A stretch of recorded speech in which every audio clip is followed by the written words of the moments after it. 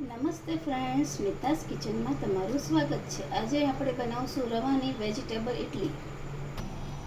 રવાની instant idli બનાવવા માટે મેં 1 વાટકી રવો લીધો છે. તેમાં અડધી ચમચી મીઠું નાખશું, અડધી વાટકી દહીં,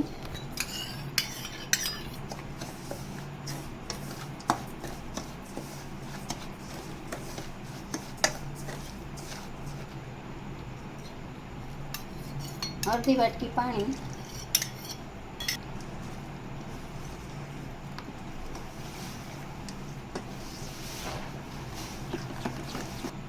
હવે આ બેટરને આપણે ઢાંકીને 10 મિનિટ માટે રાખી દઈશું. બેટર આપણું પલળે છે ત્યાં સુધી આપણે તેનો એક વઘાર કરી લઈએ. તેના માટે 1 ચમચો મેં તેલ મૂક્યું છે. તેલ ગરમ થાય એટલે તેમાં 1 મોટી ચમચી રાઈ નાખશું, 5 ચમચી હિંગ, 1 નાની ચમચી અડદ દાળ અને ચણાની દાળ 1 નાની ચમચી તે નાખશું. ગેસ ધીમો કરીને આ દાળને સાંતળવા દેવાની અને આ 15 થી 20 નંગ જેટલા મીઠા લીમડાના પાનને મેં સમારી લીધા છે તે નાખશું.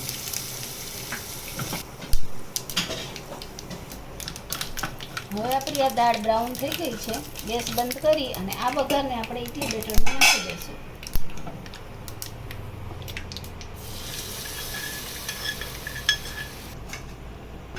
હવે આમાં આપણે થોડા વેજીટેબલ નાખશું. તેમાં મેં લીધી છે મકાઈ બાફેલી, બારીક સમારેલા કેપ્સિકમ, ખમણેલું ગાજર અને 1 નંગ લીલું મરચું. તે વેજીટેબલ બધું આપણે આમાં નાખી દઈશું. હવે આ બધું આપણે મિક્સ કરી દઈશું.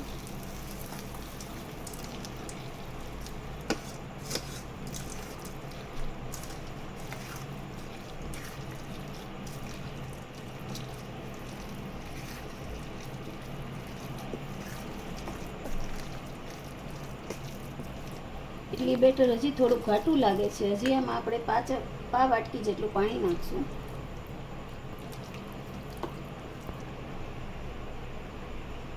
બારીક સમારેલી કોથમરી,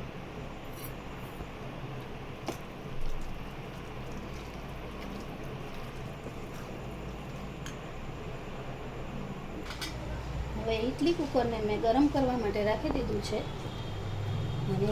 અને ઇડલીના મોલ્ડ છે તેને આપણે તેલથી ગ્રીસ કરી લઈશું. હવે આ લેમન ફ્લેવર ઈનો લીધો છે, 1 પાઉચ આપણે આટલા બેટરમાં નાખી દઈશું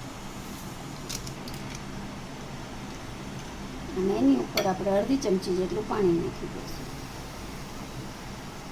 બરાબર મિક્સ કરી લઈશું.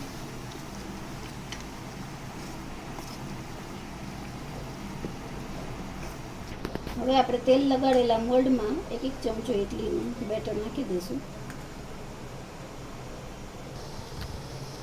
હવે આપણે ઇડલીને સ્ટીમ કરવા માટે મૂકી દઈશું. 8 થી 10 મિનિટમાં આપણે ઇડલી સ્ટીમ થઈ જશે.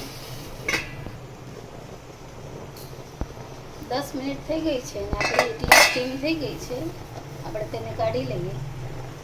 ઇડલી સ્ટીમ થઈ ગઈ છે. હવે આને આપણે 5 મિનિટ માટે ઠંડી થવા દઈશું, પછી જ એને નીકાળશું, નહીં તો તૂટી જશે. ગરમ ગરમ કાઢવી નહીં.